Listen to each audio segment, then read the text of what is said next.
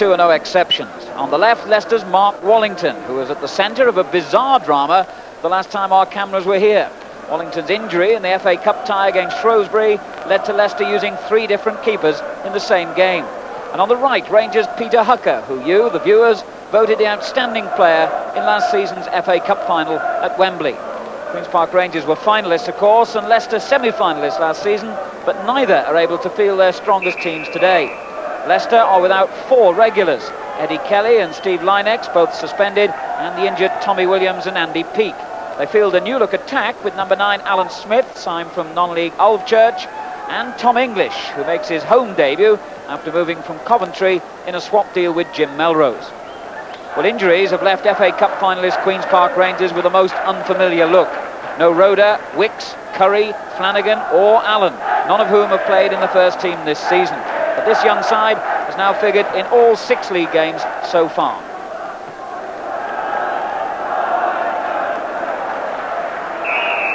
So it's Leicester City who kick off, attacking the goal to our right. Queen's Park Rangers in the strip they used at Wembley and distinguishable by the black shorts. Let's hope we get as entertaining a game as the last one here at Filbert Street, which provided 6 goals, including 3 penalties.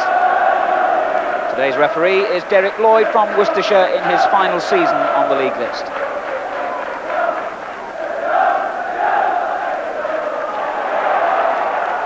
Just kept in by Smith, and a good header too by Lineker. Well, Lineker rising high for Bobby Smith, then everybody had stopped thinking the ball had gone out, kept going, got the cross in, Lineker's header just over.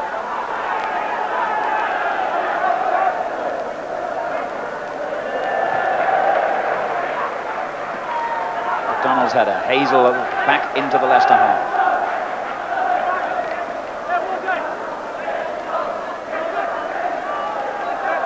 Waddock winning it, Seeley, Waddock again, Wilson's challenge. Scrappy in midfield, no lack of effort or commitment in the tackle. Here's Alan Smith.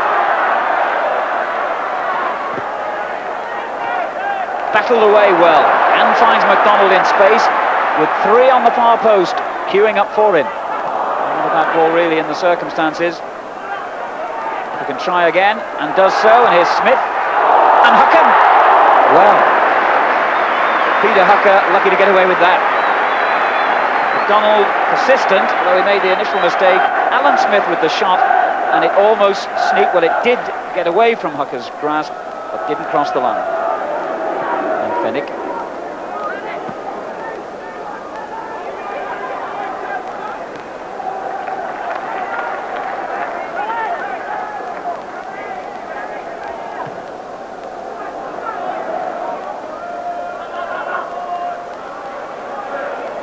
Waddock.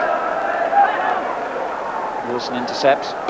Ramsey forward, and again offside has been signalled, but the referee has said play on. Wilson is frenetic in the middle. There's very little time to hold on to the ball. Fryer for Leicester City. Lineker. Fryer again, and Wilson in a good space here, but he didn't spot him. Good tackle too by Micklewhite. And Seeley has beaten May. Stainrod forward with him, but he goes all the way. What a splendid effort. Well, Seeley's pace will trouble many defences, and then, although he had Stainrod to his left, he decided to keep going, hit the shot powerfully but wide.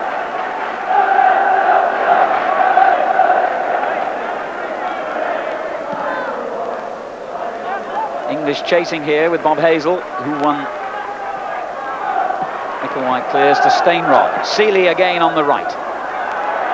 He is quick and strong. Stewart in the middle and Micklewhite, and goes it alone, and very nearly an own goal, and still could be a goal for Seeley, but Wilson gets back to clear. What a remarkable incident then.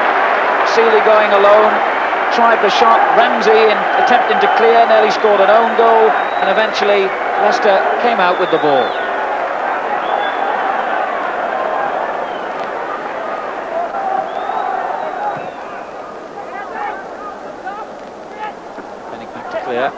Stewart.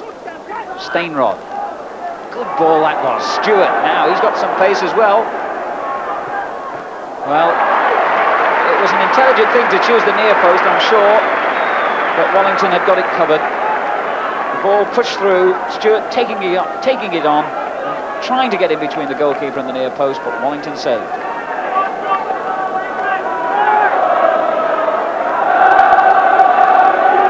Stewart, Stainrod, White to his right, so he gives it straight to Tom English. Lineker. McDonald. Trying to find English, but Stewart was always going to win that one. Well, complaining, and I'm sure that was a good decision. Rangers managerial duo, Terry Venables furthest away from the camera, and coach Alan Harris shouting the instructions. Neil. Good run here by Gregory. McDonald following him and doing well. With the clearance, which temporarily put Pryor in trouble. McDonald again though, and Pryor. Stays in, it will be a good ball, but he was prepared to chase it. McDonald was always fighting a losing battle. Neil. Stewart took it well. He's well unlucky that it's actually set up a Leicester attack. And what a fine diving header that was. Lineker quick to spot the opportunity as the ball was played in by fullback Ramsey, trying a header that many players wouldn't have dreamed of from that range, and getting the corner from Hucker's save. And O'Neill both forward again. The header away behind Neil. Stewart. Still got a long way to go. And Fry with the clearance, and offside against Lineker.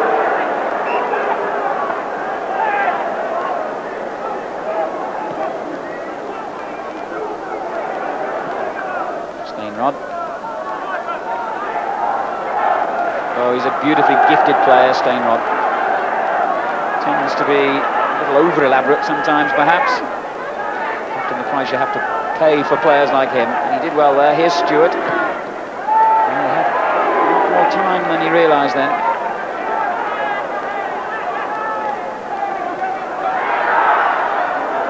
Again, goalkeeper and defender living very dangerously.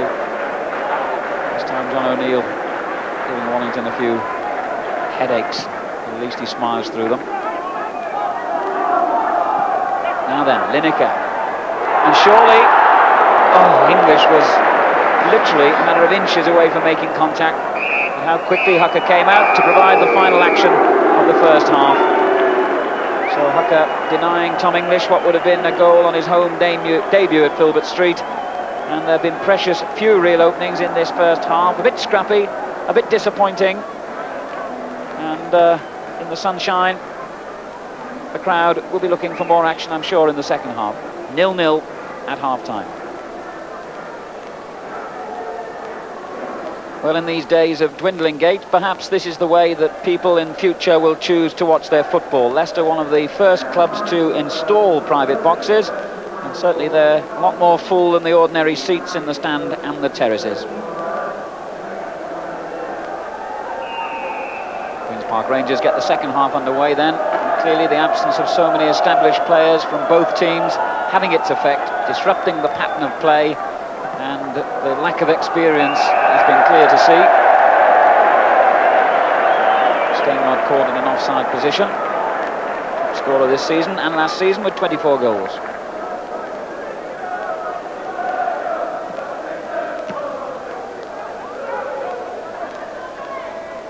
Bobby Smith winning it. Came off doors, so it's Leicester's throw.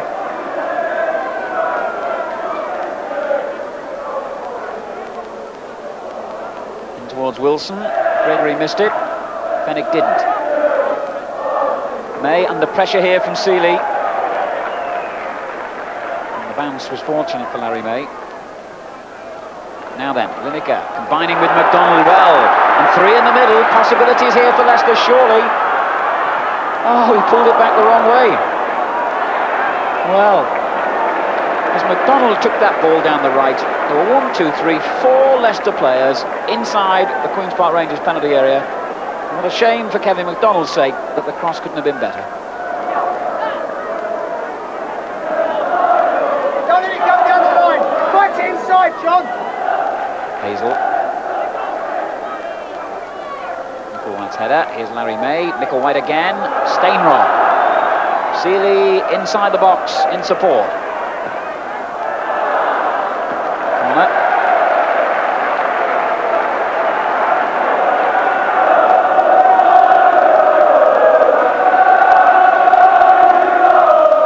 Stewart and Stainrod combining.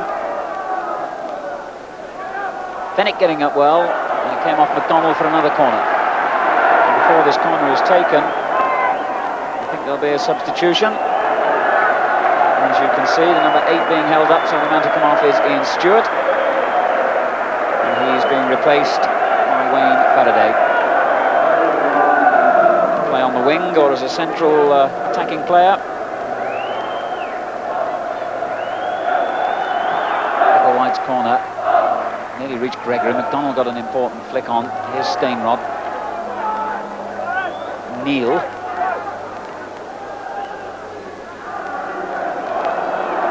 Oh, clumsy moment there by Leicester, who just stood around and watched as Stainrod lazily came in and hit that ball wide.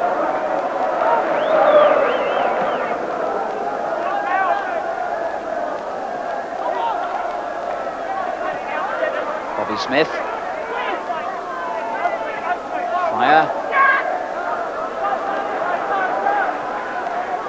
Cool as you like from Fennick.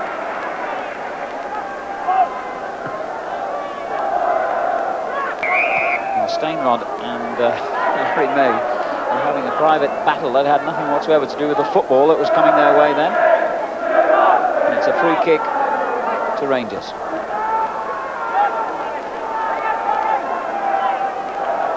Substitute, Halliday. Oh, what good pace he's got. Oh, it's an own goal. Well, amazing. With his first touch of the ball, the substitute Wayne Faraday produces a goal, but poor John O'Neill will officially be credited with it. Faraday going quickly down the left, pulling the ball across. O'Neill could do nothing about it. It deflected off him, beyond Wellington's reach. In the most strange of circumstances, that's 1-0 to Queen's Park Rangers.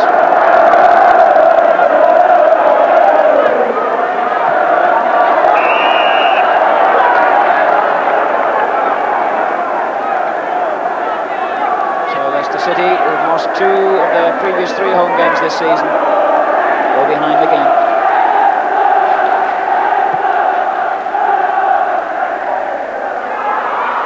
Well, Hooker always seems to read the situation well. O'Neill, who tried to atone for the own goal, getting up and climbing well. But Hooker in complete charge of that goal area.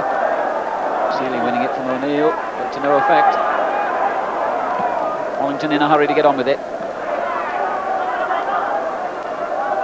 Wilson.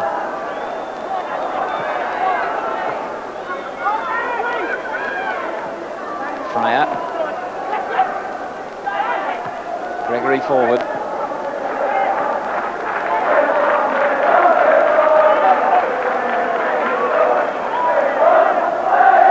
Referee's already had a look at his watch. So this could be Leicester's last attack. Wilson.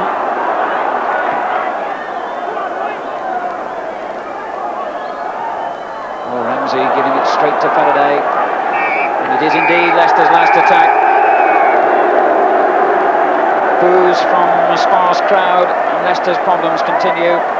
3 home defeats out of 4 at Filbert Street. They may feel it was rather an unlucky way to lose it, but good substitution made by Queen's Park Rangers, with Wayne Faraday making an impact straight away with the cross. For poor John O'Neill, the player unlucky enough to deflect it into his own net. Both sides will use the excuse that a lot of experienced and regular first-team players were missing. But let's not try to hide the fact that this was a disappointing match between 2 teams who we expected to be in the running for promotion when the honours are sorted out at the end of this season. Leicester City 0, Queen's Park Rangers 1. well, not a classic by any means, but I'd just like to pick out one moment when Gary Waddock, in 20 seconds or so, said a lot for his attitude and for his ability. From this Rangers free kick here, you'll see just at the top of the pitch there, he starts the run to the right of the penalty area, and he's already lost his marker. But look at the neat control to start with, just taken down beautifully off the outside of his foot, clearing his way from the other opponent. But now look at the angle he is to the goal and the difficulty that he will have in making a cross. But such is his determination to get that ball over. He beats 3 defenders and the goalkeeper, falls over in doing it, but the fact that that ball was hard enough to beat the defenders gave Stainrod the chance for a volley, maybe a goal, but at least a corner.